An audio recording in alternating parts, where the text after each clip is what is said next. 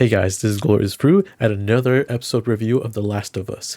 So, episode 2, immediately from the beginning, there's another flashback from very beginning before the infected was spread throughout the world. Uh, from episode 1, you hear a little bit about something going on in Jakarta, like just like I guess something how like it started off from right there or something like that. I don't remember quite exactly from episode 1, but so before all hell let loose, there's this scientist that was brought in by police or military authority. She absorbed a slit where there was a sample of the infection, and she noticed that I don't remember exactly, but I think it was like it was not dead. And then later she observed a body that was put down, and she noticed there was a bite on the ankle, and she used a tweezer to pull out what was the vine like fungus that was inside the dead infected mouth. And so there was the authority that talks to her, since she's a scientist, a professor, both, that studied the fungus for so many years. And she asks like how this all happened, and so the military police authority starts talking that it happened 30 hours ago, where this lady walks into the factory where she worked in a flour grain factory, where the scientist mentions that it's a perfect substrate for the fungus, like the perfect environment for it to live in. And so uh in those 30 hours, the lady starts behaving erratic, violent, and just like no longer a human being that has composure, I guess, if that's the right word to use. She just immediately attacks co-workers. I believe 4 co-workers. There was 3 that were managed to confine her in one room, and where later police authorities try to detain her but couldn't, and so they end up taking her out. And so then they took the 4 that were bitten, they took them for observation, quarantined, and in just a few hours they started behaving just like the woman, where she just started attacking, wanting to bite and so on, and they were put down. But the interesting part was that she's not patient zero, since she already had bitten by her ankle, and then the scientist asked, where is the person that bit her? The military police officer, the authority, could not answer her, like, who is patient zero. He doesn't know as well. And so I think it went up to 14 victims that were already bitten, but they weren't accounted for because they weren't caught in time. And so you have 14 people out in Jakarta, and the next thing the police military authority asks, is there a vaccine? Is there some type of cure that they can fight this off? And then the scientists gave it to him straight that she studied the fungus for so many years and never in her life ever came across some kind of cure or vaccine for this particular infection that is brand new to them. And it's just like the reality sinks into the military police authority, and she gave it to, like, she pretty much said this straight to him, that they had to bomb Jakarta. It was the only way to contain the infected. Whether there was people that weren't or were infected, it was already too late for Jakarta, just to prevent for any infected to come out. For obvious reasons, it did not work out because the infected were already spreading. And then jumping back to present time, where the interesting part is that Joel and Tess were wondering why they're taking Ellie to the Fireflies. The destination they didn't meet them is like a courthouse or a Capitol House. I think it's a courthouse. And they kept like asking her, and then I guess, threatened her by pointing a gun at her, to the point where then she finally confesses that she had to keep the secret, as she was told by Marlene, that the reason why she's important is because she's immune from the infection. That the bite mark that she showed them from the first episode, and once more during that conversation, was that she was not turning at all, and the bite mark was actually healing. Tess was, like, it seemed like she was already half and half already. It's like, could it be possible that she's actually immune? Joel was not buying it, after 20 years, all the stuff that he's been through. He does not believe it. And why now does it come out? And so after that whole discussion comes in, Ellie explains that how she got the bite mark, where she entered in a mall and by herself, where it was restricted from anyone from actually going inside, and then she got bitten by the infected, like a runner, I believe it was, or a clicker. But that is not the entire truth, and I won't go any further than that for the people who have not played the game or have seen any gameplay. It will be revealed later on in the show, and it might be revealed towards the end or in the middle of the season, just depending how they put things into order for the adaptation. And so they gone their way, where they ended up in a location of the building that's like almost completely collapsed, which is pretty neat. Is because at the end of the first episode, and roughly around during the beginning of the episode, as they're making the way to destination B to meet up with the Fireflies, you get that cool Easter egg from the same building from the game. Joel, Tess, and Ellie walk into to like travel to meet up with the Fireflies, and like in that same building you fight off clickers and runners, and that's pretty neat Easter egg. And so as they make their way through, they end up at a part where Tess tells Ellie, even though she's immune, she can still be ripped apart. And she told her this because there's these vine-like, wire-like fungus that are around the infected, or around the walls where if an infected has been, and just stepping on one or touching on one where you alert the infected, and they'll come at you at full force. And so that is basically, hey, you better wise up and be aware of your surrounding. And that's in the next scene. You see they're in front of the building, Joel, Tess, and Ellie. Joel looks at the vines that's like dried up, but he had to test it out, so he bangs on, like smashes it with his gun.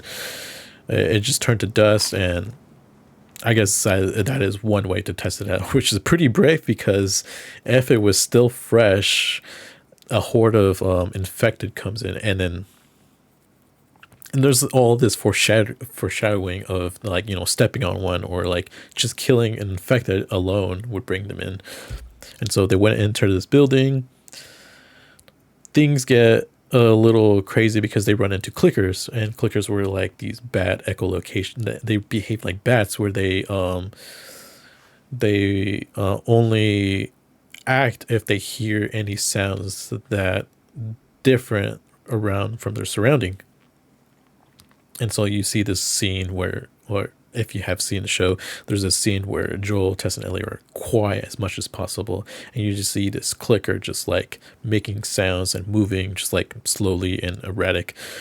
And then as soon as Ellie gasps, the clicker starts going at full force at jumping at Joel, and Joel had no choice but to shoot at it. This whole fight between clickers and the three of them, and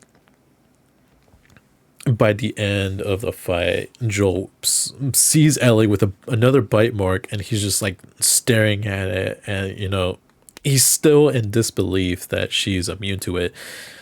he gives her a piece of cloth to wrap around her arm, and Tess bandages herself up, but she looks worried at the same time, and it's kind of a foreshadowing for most of us, or most of you do have not played the game. You can already assume that like she's been bitten, but at the same time she like feels like there's possible hope just by witnessing that Ellie already's been bitten once and been bitten the second time when they were fighting the clickers, and so she feels like there is hope for humanity to fight against the infected. And so as Joel makes his way to Ellie, there's this whole scene that you see in the game. You see the courthouse, or the capital of whatever city, or not the capital of the city, but I'm just going to say the courthouse. And what I love about this show is that they have their own script, but they make a Everything you hope for. beautiful way to Cheers to transition that. the script from the game into the show, where they say a bunch of stuff, and then if you play the game you already know, like if you like really played the game a lot or played it twice, once and two when it came out on PS3, and again once more when it came out for the PS5, like part 1.